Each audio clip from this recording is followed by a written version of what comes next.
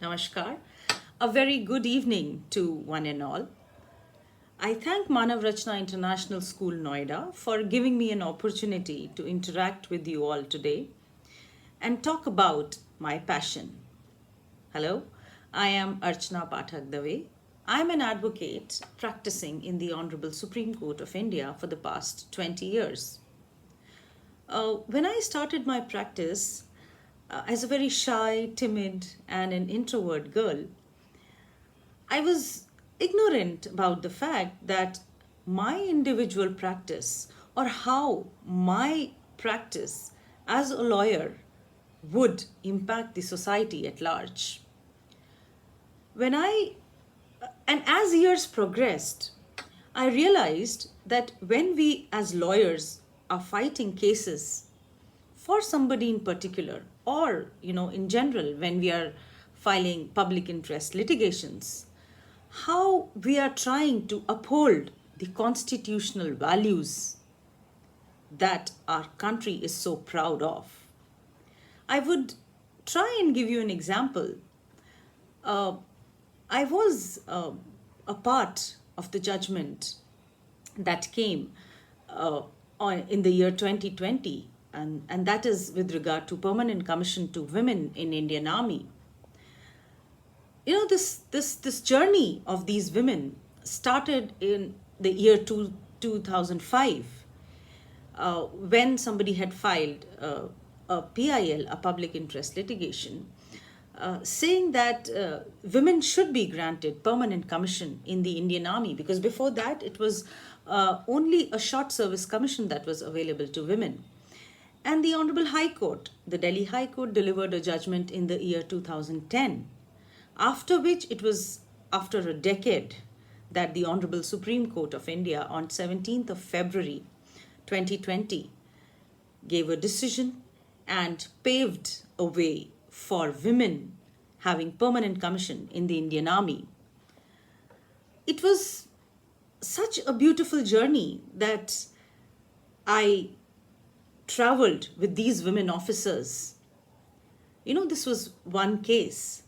The second important case which I would want to talk with you all about is regarding the right to privacy. That's the Puttaswamy case. It's widely referred to as the Puttaswamy case, where the Honorable Supreme Court of India upheld the right of privacy that should be given to each and every individual of our country.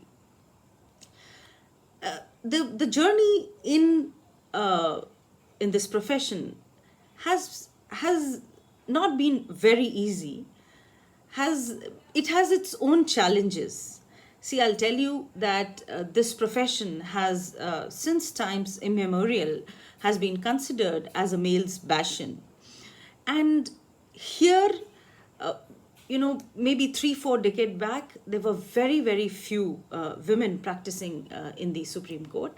And even till today, if I talk about the judges of the Supreme Court, there have been only 8 judges, women judges in the Honorable Supreme Court of India. So the journey was, of course, little. I would not call it difficult, but it was challenging. It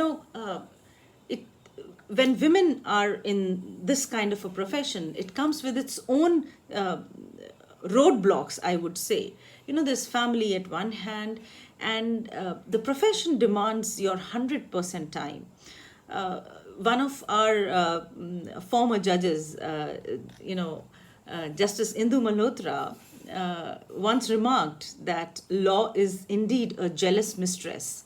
So it takes up all your time, and even then you feel that there is something that I could do more in this case, and you just wanted little more time, maybe not just 24 hours but little more than that.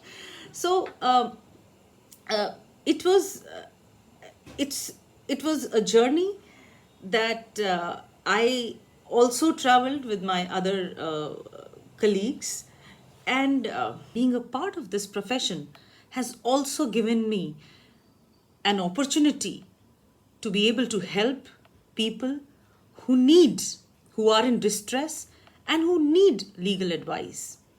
I'm also on the panel of sexual harassment committees.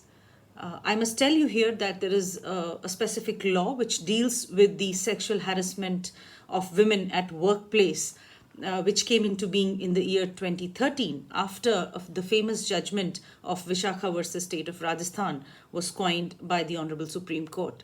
And I am a part of the committee which deals with these kind of issues where women, when we go out to work, are being harassed sexually so as to deter in the progress and welfare. So that, being a part of these committees, being a part of the process where you are able to make sure that people get their dues, people are not unnecessarily harassed, gives you an immense sense of satisfaction. Also, if I would just give the students, a line of advice, being in the legal profession, if somebody is really interested in doing something for the society, it doesn't only mean that you are just doing it for the society and nothing is happening to you, or you are not earning enough. That's not the case. There is no dearth of money, there is no dearth of satisfaction, there is no dearth of opportunities. All that is needed is hard work.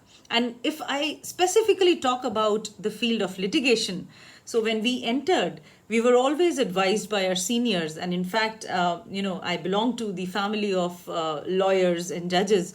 So I was always told by my father that initially for the period of maybe 5 to 6 years, one should never think about money. It's all the hard work, it's all the running around that you need to do. And it's only the fruits only come or blossom when the flowers blossom when you are at least 10 years in the practice. And absolutely, I feel that is so true. I have so many interns, the students of law from various colleges interning under me, and I always tell them one thing, that money would automatically come so long as you stick to the profession. And I think that I have taken enough time, but that's my piece of advice to the students. It's a wonderful profession. Give your heart and soul to it, and it will never leave you. There is one more very beautiful aspect of this profession. You never grow old here. We always refer ourselves as the students of law. We are always learning, and we always refer it to as practice. And so we are always learning, we are always reading, and we are always discussing things. We see our seniors. You must have heard the names of the doyens of our bar, Senior Advocate, Mr. Ram Jethmalani, Mr. Mukul Rohatgi, Mr. Harish Salve. We all learn so much from them, and looking at them, we always feel we are still young in the profession, and we have a long way to go, a long road to travel. And so that's also a very, very positive aspect of the legal profession. Thank you very much once again to the principal, to the teachers of Manav Rachna International School, Noida, for hearing me over. Thank you.